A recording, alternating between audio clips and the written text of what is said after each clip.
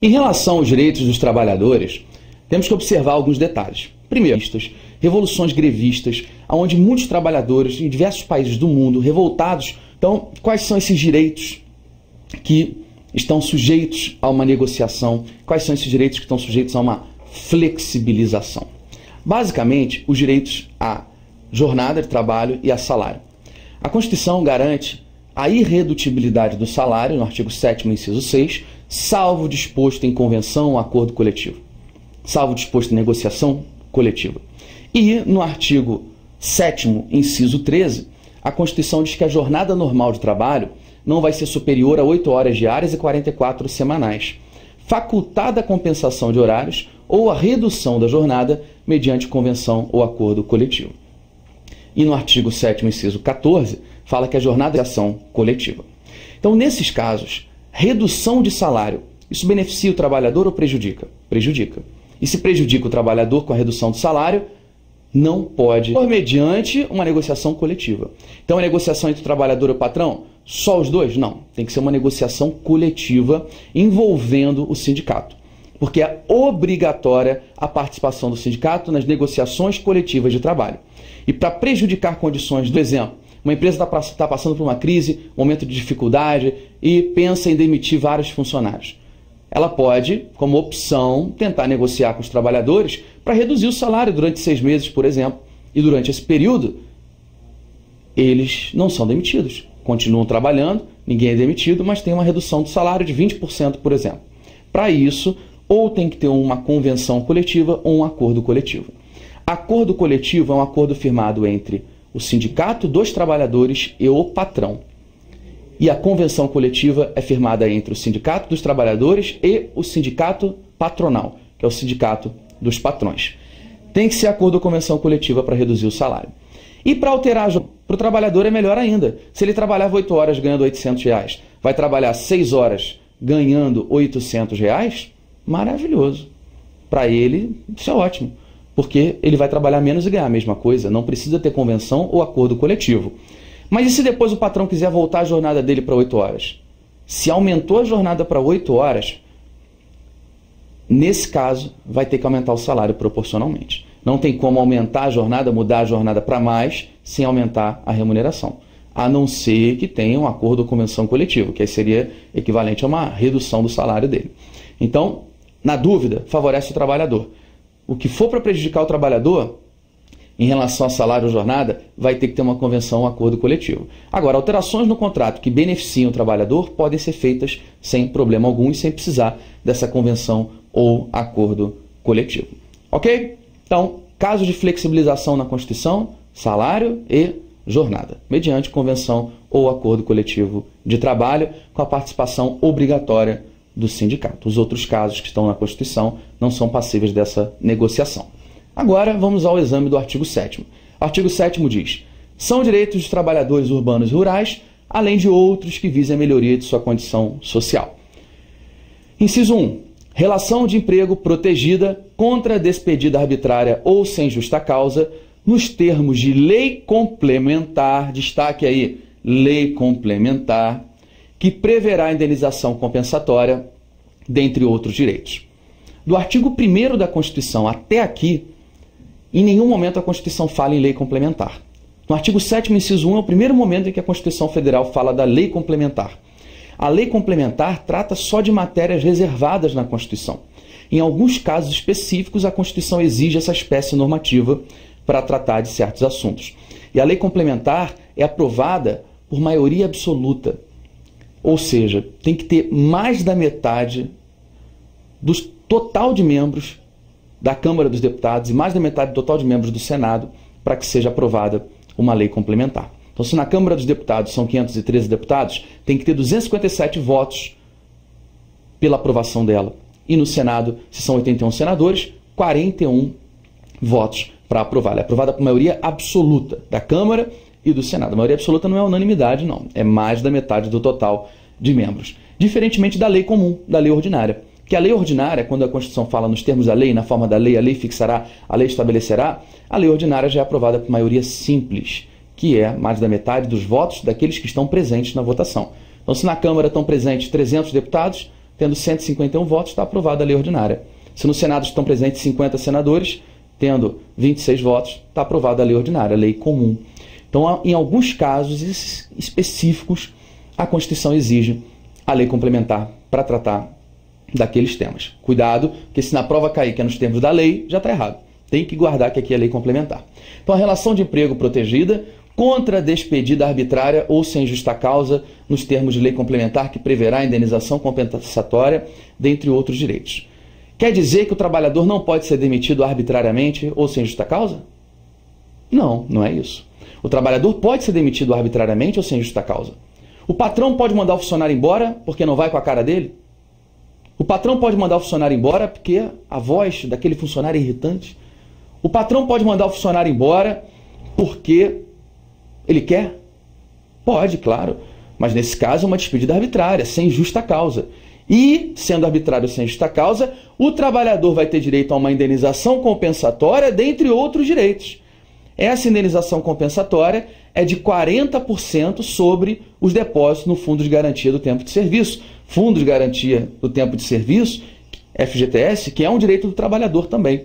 Todo mês o patrão deve depositar um percentual do salário do trabalhador nesse Fundo de Garantia do Tempo de Serviço. É um fundo que o trabalhador poderá resgatar se for demitido arbitrariamente ou sem justa causa, se ele quiser comprar casa própria, em outros casos previstos na legislação. A lei complementar, então, vai prever indenização compensatória, e a lei diz que é 40% sobre o valor depositado no fundo de garantia. Então, o trabalhador resgata o fundo de garantia mais 40% de indenização que o patrão terá de pagar. Além de outros direitos que a lei complementar pode estabelecer.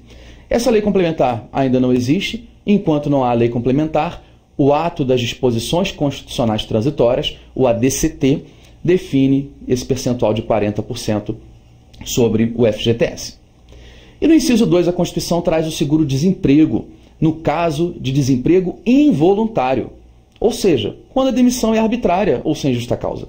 Porque se a demissão é voluntária, se o trabalhador pede demissão, não é despedida arbitrária e nem sem justa causa. O trabalhador está pedindo demissão. E se o patrão manda embora por justa causa, não é involuntário. O trabalhador fez alguma besteira e por isso está sendo demitido. Então, quando fala a Constituição em desemprego involuntário, é a mesma coisa que dizer que é uma despedida arbitrária ou sem justa causa. O trabalhador, além de receber a indenização compensatória e resgatar o FGTS, terá direito a um seguro-desemprego pelo prazo e valores estabelecidos em lei. O inciso 4 traz um dos direitos mais importantes dos trabalhadores, que é o salário mínimo, fixado em lei, nacionalmente unificado. Nacionalmente unificado. Capaz de atender às necessidades vitais básicas do trabalhador e as de sua família, com moradia, alimentação, educação, saúde, lazer, vestuário, higiene, transporte e previdência social, com reajustes periódicos que lhe preservem o poder aquisitivo, sendo vedada a sua vinculação para qualquer fim. O valor do salário mínimo no Brasil dá para tudo isso? Moradia, alimentação, educação, saúde, lazer, vestuário, higiene, transporte, previdência social? Dá? Claro que não.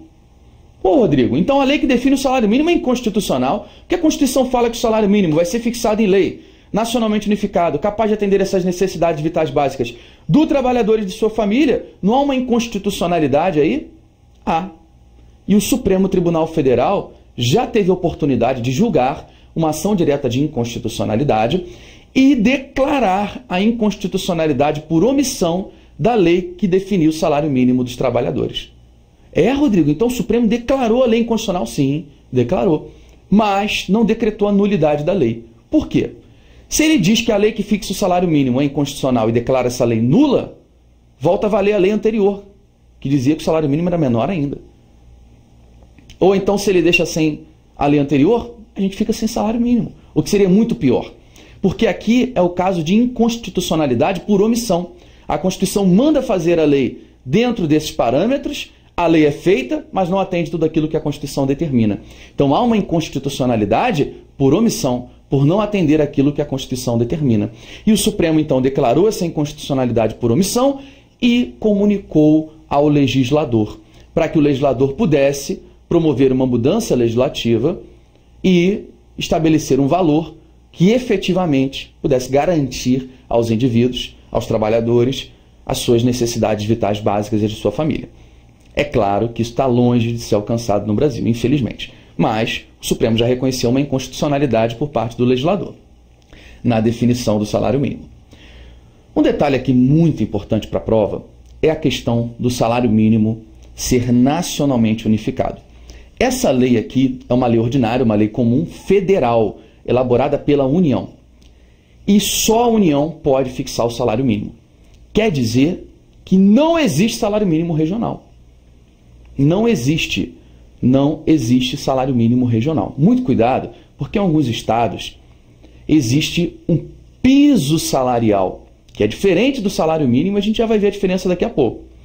Só que a maioria dos jornais, dos órgãos de comunicação, não falam piso salarial, falam salário mínimo regional. E a gente, com o conhecimento do povo, né, ou seja, com o conhecimento do senso comum, a gente acaba errando uma questão de prova que trate disso. Porque se cai na prova, é direito do trabalhador, o salário mínimo regionalizado, né, de acordo com o que for fixado pelo Estado, está errado. O salário mínimo é nacional, é um valor único para todo o país. O que pode ter em cada estado é um piso salarial próprio, que tem uma diferença.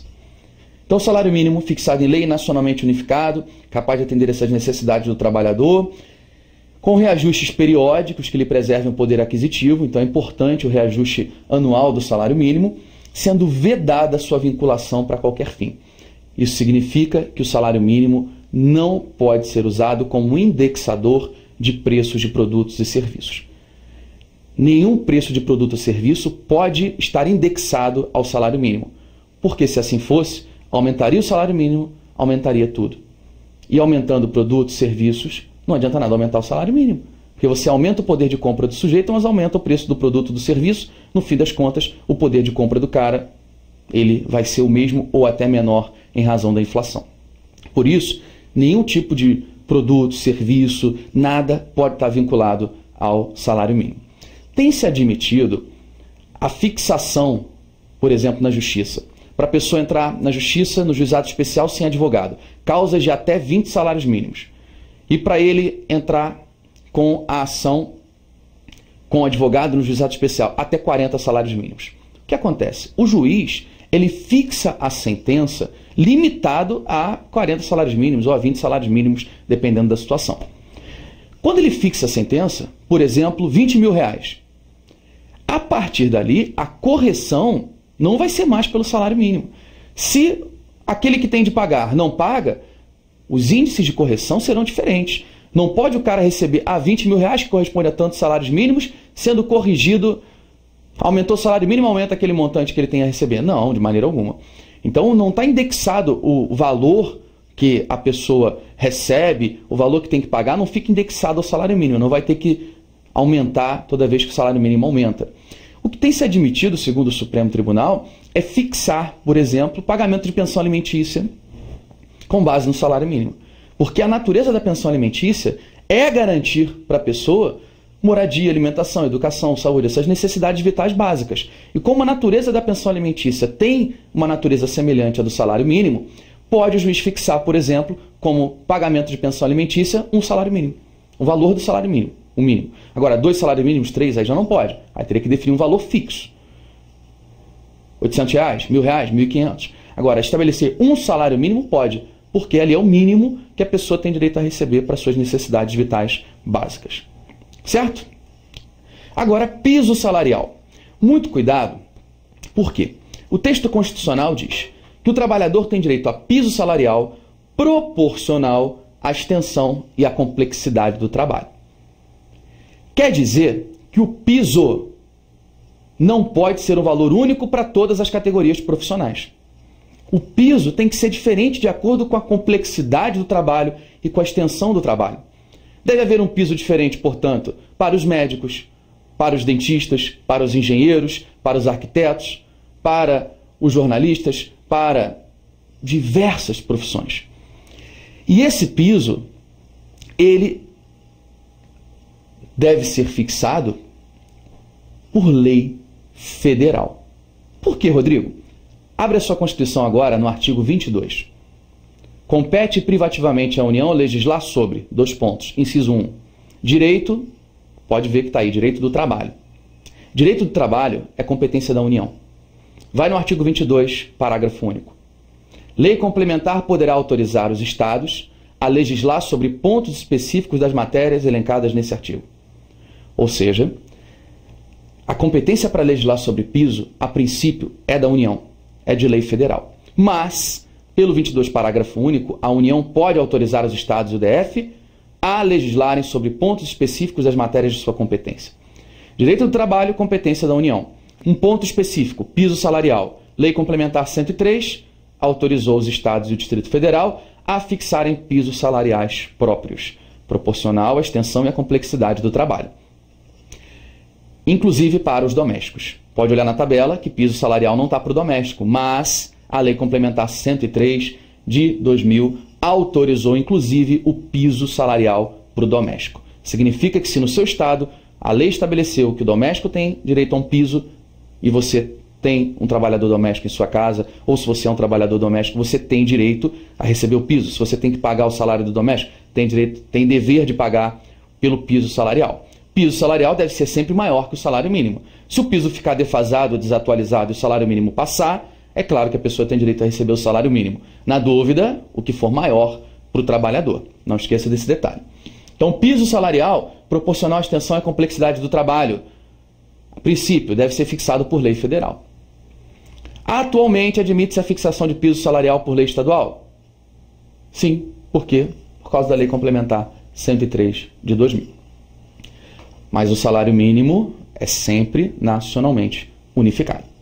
O inciso 6 fala da irredutibilidade do salário, salvo disposto em convenção ou um acordo coletivo.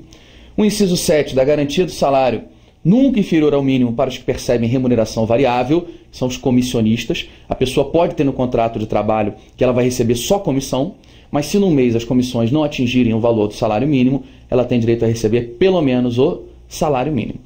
O inciso 8, 13º salário com base na remuneração integral ou no valor da aposentadoria. Quer dizer que tanto o trabalhador da ativa quanto o aposentado tem direito a um salário a mais por ano, 13º salário. No inciso 9.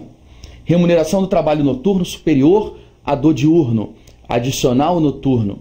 Observe que a Constituição Federal não diz qual é o percentual do adicional noturno.